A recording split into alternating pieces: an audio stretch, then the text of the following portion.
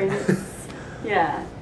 I think it's definitely useful. I think it's great that that's become a term that I think a lot of people are familiar with. So maybe even before you started taking this class that you're in now, you knew what a biodiversity hotspot was, or you've heard it and read it in a magazine article or heard it on the news. And so I think it's great to identify areas. Oh gosh, I hope I got this right. A biodiversity hotspot is an area that contains X amount of species, but it also has lost a certain amount of species, right? So it has to be both of those things, I believe. Like it has to be particularly diverse and it has to be under threat. And so I think it's useful. I mean, to say that these are the most at-risk areas for losing biodiversity is definitely a useful tool. I mean, that's my opinion. Yeah, I guess I would just add to that one of the difficulties in like conservation globally is that the vast amount of money and research comes from and like originates and also historically has been directed at research in Europe and North America.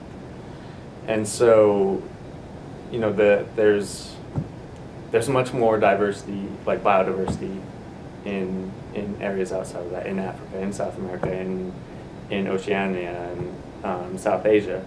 And I think in terms of like identifying biodiversity hotspots, it really helps like target areas that the global community has to kind of come together around and focus on, so that you get students who are doing work in Africa and South America instead of in areas where it might not be as big of a contribution to global conservation. Mm-hmm. Going along with that too, I think they've talked about how they've kind of made a shift towards ecosystem services rather than preserving hotspots. Do you guys think that's a good thing or a good shift? I'm currently kind of riding the ecosystem services bandwagon. Yeah. It is a controversy, right, within the conservation community. I think to a certain degree, a lot of people, and myself included, like I believe that we should conserve things because it's an inherently good and moral thing to do. But I also believe that you know, we have a very complex like modern society. Conservation is very difficult. It's up against a lot of odds. And so any way that we can really promote conservation is good.